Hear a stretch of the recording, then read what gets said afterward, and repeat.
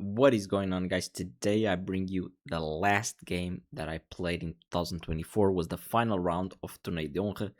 The tournament wasn't going that well, but I was still trying to finish strong with a win. So I had the white pieces. My opponent is Reinaldo Silva, an 1800 player, and let's see how the game went. So I had the white pieces. I opened with d4, and my opponent goes g6, and this is like kind of provoking me into playing e4, which I'm totally up to. And let's go for the challenge. Let's go e4, the most principled. Bishop g7, knight c3, d6, knight f3. This is what I normally play against these modern slash pirks. Just super solid. Knight f6, and yeah, now I have a pirk. I play h3 here. My opponent goes castles. I go bishop e2, c6, a4, stopping any b5 expansion. And now my opponent plays knight bd7. I castle, and my opponent strikes with e5. And I remember watching a couple of videos on these structures of the Pirk and the modern, and whenever black plays e5, I always take e5, and I think it's always good to take e5 like this. And then it doesn't matter if your opponent takes with the pawn or the knight, you'll figure it out. But the problem is when you just play a move like bishop e3 and your opponent gets to take here, then all of a sudden, like rook e8 targeting this pawn, knight c5 targeting this pawn, this knight will move away and the bishop will become a monster. You always take on e5 when black plays it early. Like, you don't want to deal with all these ideas for black. You just take the pawn on e5. My opponent took with the knight, which kind of surprised me. It's more usual for players to take with the pawn. And here I played the first bad move of the game. I played knight takes e5.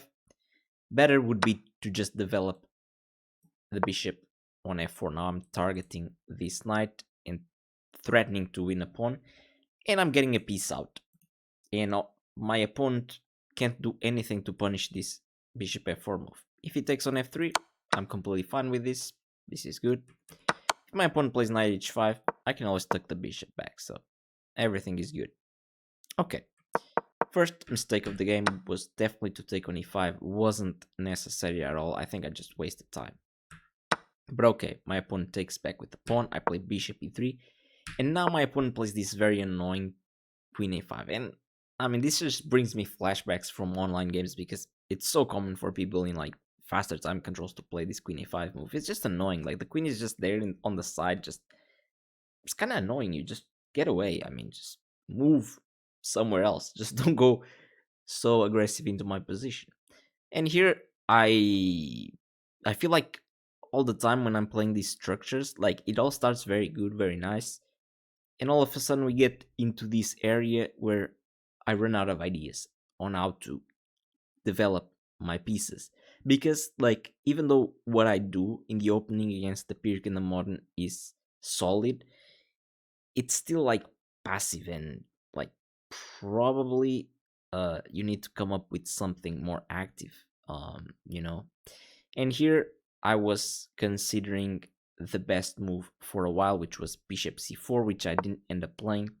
My problem with bishop c4 was really queen b4, and all of a sudden I can't play b3 because the knight is hanging, and if I move the bishop to b3, let's say, the pawn on e4 is hanging, so I would have to play something like queen 2, I thought, but I just didn't feel like this was good because of like knight h5, knight f4, and all those sorts of ideas. So yeah, the computer says that after queen d3 I'm doing very well here. And yeah, I mean, in reality, yeah, my opponent can't take here because he loses the queen, and yeah, he also doesn't have rook d8 at the moment. You would have to play something else. I don't know exactly, but yeah, I would be doing fine. Okay, I definitely missed this idea, and I decided to play queen b1, which is a very weird move that has one idea, which is to play b4. But again, my opponent strikes with queen b4 first, and now all of a sudden this queen b1 move looks very dumb because he's not only stopping b4, but he's also attacking e4. So yeah, I was already not feeling too good here, and I was already spending a lot of time. I played bishop f3, which just looks passive, you know. I just played bishop e2, bishop f3. Now my bishop is just staring at the e4 pawn. Yeah, I wasn't too happy with this opening, with this like start of the game so far. Definitely didn't go my way. Okay, my opponent plays a very natural and good move, bishop e6, just developing his last minor piece. I play a5 with a not so subtle idea to play rook a4 and to kick this queen. My opponent stops that with b5. Of course, I didn't take en passant because I think that would just help him to open the a8 rook, which isn't doing anything right now. So I just developed the f rook to d1. My opponent played h6. I didn't really get why he played h6. It felt very weird in the game. And here I found a very nice idea. I think I've played really well the next couple of moves, and I'm very proud of the way I played. I played this very tricky and nice move, knight e2. And normally in these structures, you always have to end up moving the knight from c3 because it just is not very useful there, you know. And here it looks at first sight that I'm blundering a pawn on e4, but I had an idea that my opponent couldn't really take the pawn, it's poisoned, and I'm happy that I saw this idea because normally I miss this kind of tactics. But yeah, if my opponent takes here on e4, I would win instantly with c3.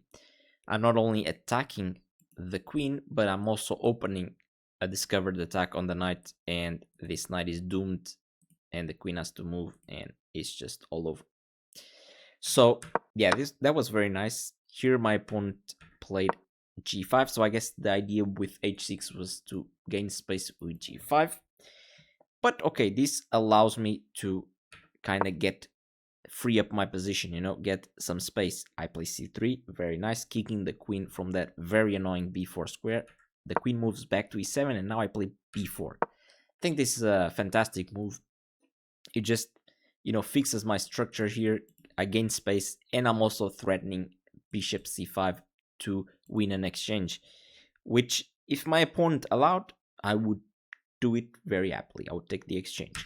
But my opponent blocks with the knight on d7, which is actually not so good. My opponent should have moved the rook to d8, but my opponent goes passive with knight d7, excuse me, and now it allows me to really put the knight on a fantastic square. My knight that wasn't doing anything on c3 just went knight e2, knight g3, very typical like Italian maneuver here. And all of a sudden it's just a monster here on g3, and this knight is passive, still, you know, trying to prevent the bishop from coming to c5. Here my opponent played a6, which is a slow move, but okay, he wants to move this rook, and the pawn would be hanging if he moved it straight away. And now here I want to challenge you guys to spot a beautiful move here, the best move according to the engine, and it's such a beautiful positional move. So yeah, it's not a tactic or anything of that sort, it's just a beautiful positional move, and I missed it. I ended up playing queen d3, which for me it made sense. I just wanted to, you know, improve my queen, which was very passive on b1. But the best move here, and I encourage you to pause the video if you want to find it, the best move here is bishop g4. And this is so beautiful once you actually think about it. So at first it just looks very weird because you're just doubling your pawns in front of your king. But when you take a deeper look, if black trades on g4 like this, your knight becomes the best piece on the board instantly because you get f5 square forever. This knight is not in a place to challenge the knight coming to f5. Like, I think the quickest way for this knight to get to e7 to challenge this f5 square would be like knight f8, knight g6, knight e7, and you have to move the rook for that to happen, and you have to move the queen. So like, meanwhile, if black tried to go for that plan right now, he would be checkmated like 3 times in a row. So yeah, there's not I at least I can't see a quicker way for the knight to get to e7, which, yeah. All of a sudden, if my knight gets to f5, this bishop also isn't doing anything. I can have ideas of playing f3, king f2, rook h1, and just the position plays itself. It's so beautiful. And you might say, okay, that's very nice, but what if black doesn't uh, trade bishops? If he just makes a natural move like rook f d8, which might be the best move according to the engine. Well, here you just take the bishop on e6. Okay, if my opponent takes with the queen, we have the same idea.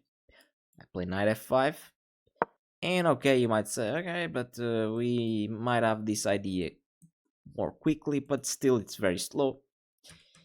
And if my opponent takes with a pawn, I mean, this is just horrible. I don't think you need to be a genius to see that this is just clear advantage for white. I mean, d3, my opponent plays c5. And here, I kind of panicked. You know, I didn't see a clear way for me to keep the pressure going. And I decided to trade queens with queen d6. And here, my opponent traded queens. And he took on b4. I took back. And he played rook fc8. What my opponent wanted to do. And I was trying to find a way to counter it. So here with the idea of placing the rook on c8 is just to infiltrate on c4 and defend and attack this pawn on b4. And I didn't want to go passive. I didn't want to play like rook b1 or have to play like bishop d2 or bishop e2. I wanted to keep the pressure going. So I played knight h5. My opponent played rook c4. And now I took the bishop on g7. My opponent took back. And now I doubled the rooks on the d file. And yes, this was my idea. I just wanted to stay very active.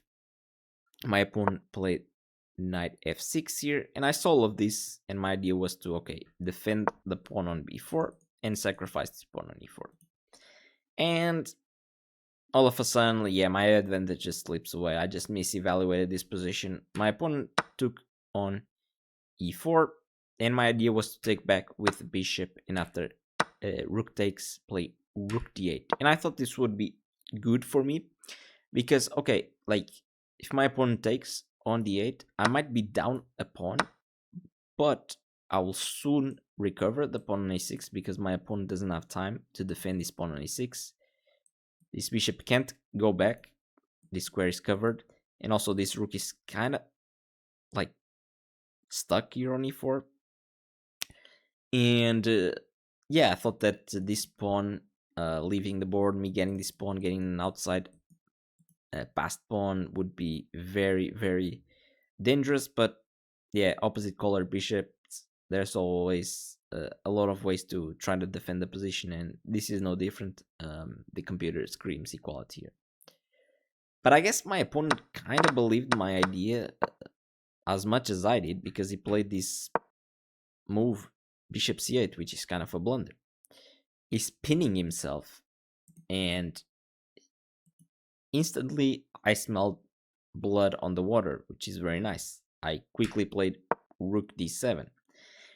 And my idea was nice, but it still doesn't quite work. But my idea was, okay, if he takes the rook, I take here, and the same idea. My rook attacks the pawn on e6, and for some reason this version is better. Maybe I'm up like a tempo. I'm not really sure. But yeah, my opponent still didn't go for this. He went for rook e1 check, king h2, and now he went g4. And this actually just loses on the spot, which I couldn't figure it out. You know, I think I was so stuck in one idea that I just didn't stop to consider other ideas. I think you're the obvious move.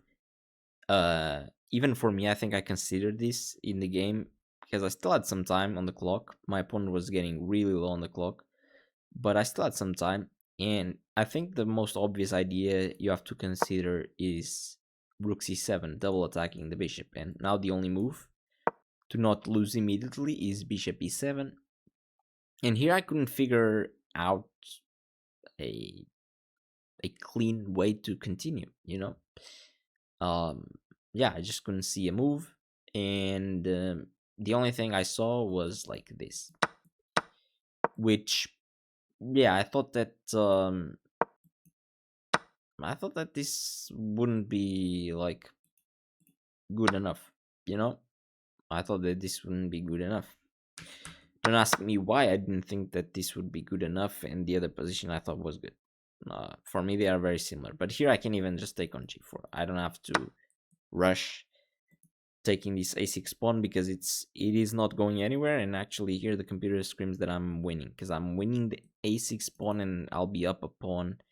And yeah, just miscalculated. You know, Mm, it's something usual in this road to national master. I just, if a move needs like more than like 2 3 moves to be considered, I just am not able to calculate. I really need to train this because I just let go of so many winning positions because I can't calculate like simple and forcing sequence, because the problem is that this is very forcing, you know. It's not like I don't have to like branch out the tree of calculation like a lot. It's just super forcing everything. But here there's even a cleaner move. I don't have to take on a8. I can just play actually rook d7. I completely missed this as well. Now the bishop is attacked twice. It has to move. It has to move to e4 because d5 is controlled. And now I just take everything, and yeah, this is just completely winning. I'm not only up a pawn, but these pieces are all uncoordinated. This king is so weak here, and eventually I would probably checkmate my opponent here. But I missed this, and there's no excuse. This is just a skill issue for sure. And here I took a pawn on g4, which is actually not that bad because all of a sudden my pawn takes on d7, I take on a8, my pawn takes on g4, and I get a good position here. Actually, the computer says it's winning, and I thought that I was much better and close to winning here. My opponent plays this very weird move, bishop d7 here, which just allows me to play a very simple and forcing move, rook d6, attacking the bishop on d7, and now the bishop goes back to e8. I push on a6. Of course, my opponent is forced to try to stop the pawn. I keep pushing the pawn to a7. Now I'm move, I'm one square away from getting a new queen and winning the game. But my opponent, okay, attacks. He's not even attacking. The pawn is defended, but he's like just passing the move and asking me, okay, find the winning plan. A move that I was looking at the most was bishop e6, but after rook a6, I couldn't find the win here. I just couldn't find it.